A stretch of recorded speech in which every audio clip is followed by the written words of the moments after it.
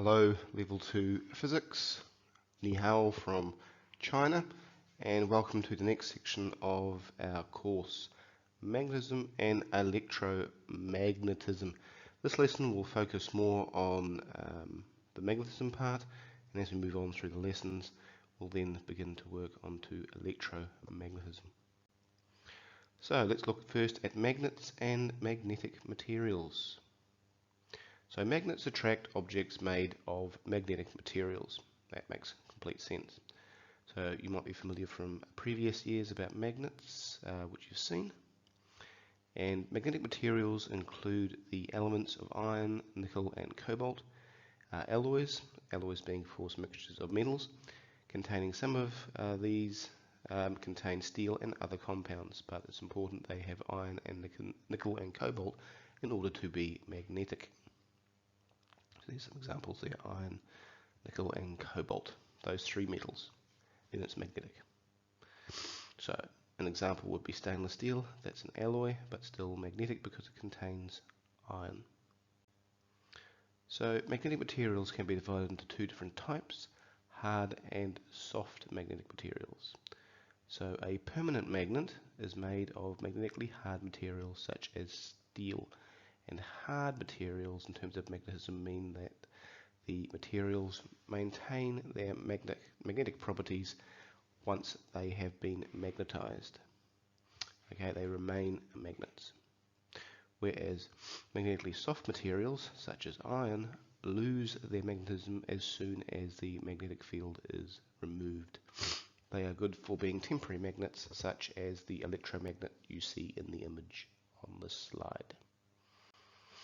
So in terms of magnets, we must also consider the poles of magnets. So just like on Earth there is a northern and southern pole, so it is with magnets. A magnetic pole is considered as the part of a magnet that exerts the greatest force. So in the middle of a magnet, it's not the best place to exert the maximum amount of force. It's on the ends or poles. And the magnetic poles occur in pairs, and for our physicists, it's north and south are the name of the two poles. And so here we have some iron filings that are attracted mostly to the poles of a magnet. It can either be the north or the south. So you may be asking why the poles are called north and south. So a magnet is suspended, say, by a piece of string, so it can rotate freely. Eventually it will settle with one pole facing the north and the other pole, say, facing the south. So because this pole here is facing the north, we call it the north-seeking pole. And conversely, because this one is facing the south, we call it the south-facing pole. And it's there. So the pole facing towards the north is considered the north-seeking pole, which we contract to say North Pole, and the magnet, the south-facing pole is again shortened to be called the South Pole.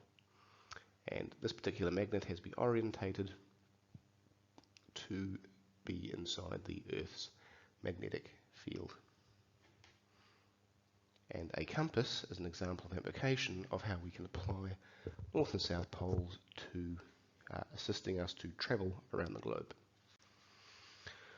So, just like with electricity, there are the laws of magnets. So, like poles repel and unlike poles attract. So, if we have two north poles facing each other, they're going to repel each other and try and move away from each other. And the same with south poles. Whereas if it's opposite facing poles like north and south, or south and north, they're going to attract. So very similar to what we had with static electricity, with positive and negative charges. In terms of magnetic fields, a magnetic field is where the volume of space where the force of these magnets is being exerted. So in fact, it's a force over a distance, so it's where the magnets are doing work. And so all magnets are surrounded by magnetic fields. Here's an example there of a bar magnet with a north and south pole, and the shape of the magnetic field can be shown by the iron filings or by using plotting compasses. Okay, there's two possible ways. So you can see there's the field beginning to move around there.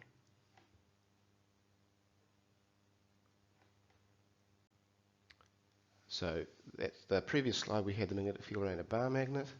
So this is what it looks like, and notice that the direction of the magnetic field is north to south, as you can see from the arrow direction, north to south.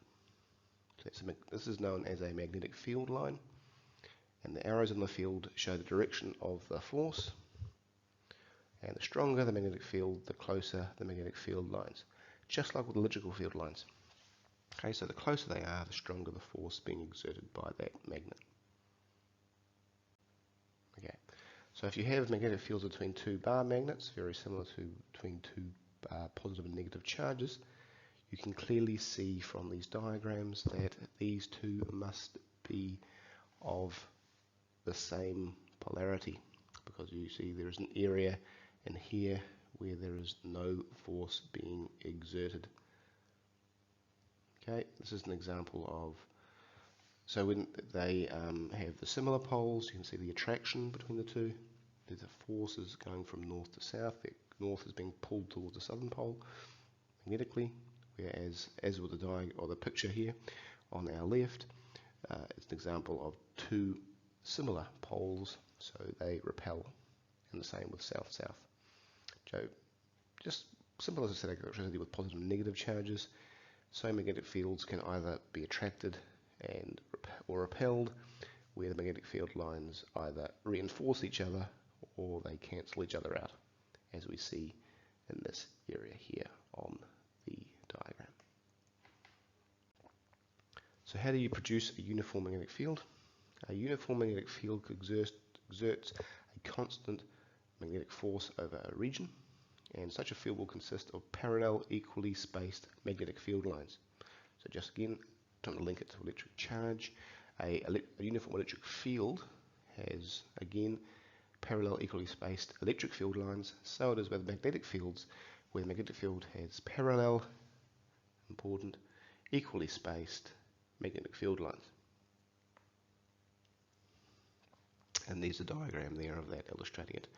This type of field can also be found between a north and south magnetic pole, as we saw in the previous slide. So they are uniform, they are parallel, same distance between them. That's known as a uniform magnetic field. So I guess looking at a real-world example, the Earth's magnetic field, which protects us from solar radiation and solar flares.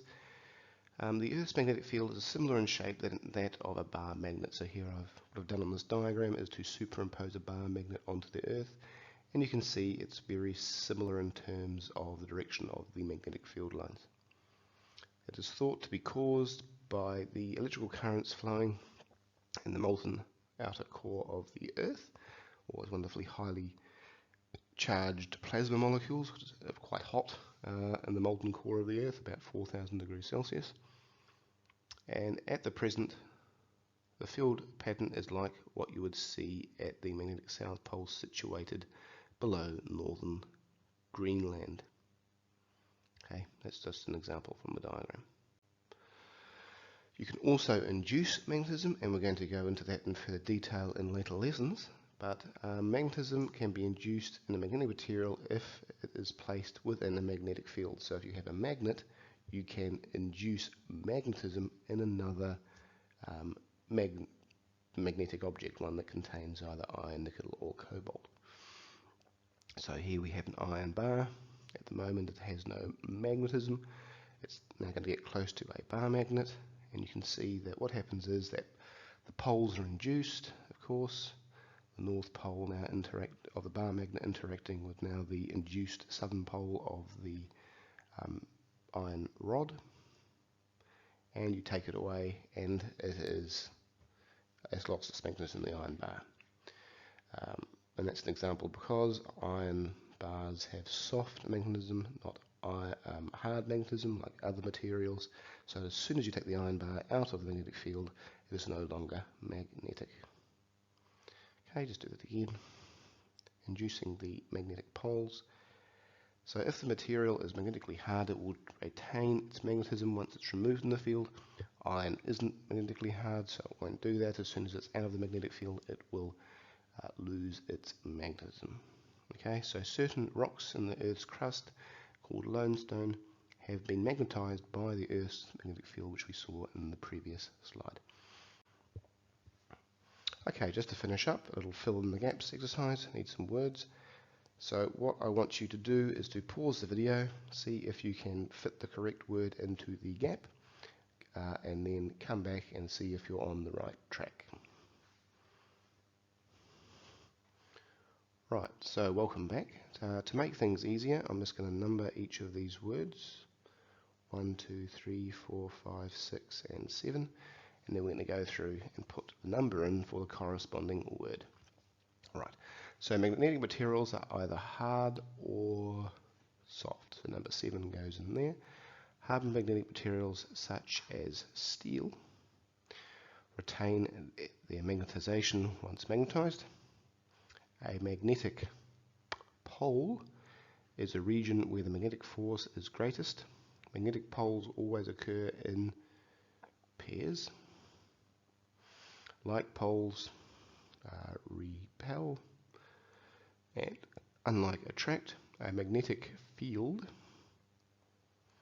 is a region where the magnetic force is exerted. The direction of the magnetic field around the magnet is from north to south. Alright, that's the end of today's lesson. I hope you understood it. And so next lesson we'll be coming back and looking at magnetism in more detail.